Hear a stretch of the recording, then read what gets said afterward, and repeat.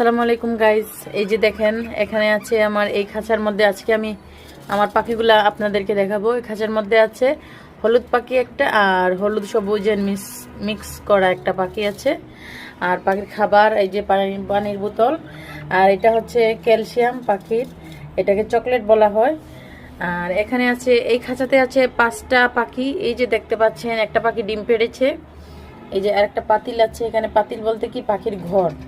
হ্যাঁ, এখানে ওরা পাখিরা এখানে ভিতরে ঘুমায়। আর এই যে পাখির খাবার দেওয়া আছে আরেকটা বাটিতে, এখানে পাখির পানি আছে, পানি। তারপরে এটা হচ্ছে গ্রিড, এটার মধ্যে আছে কাঠ, কয়লা, তারপরে স্টোন, ঝিনুক, ডিমের খোসা, কাঠের গুঁড়া, ইটের গুঁড়া, এগুলা দেওয়া।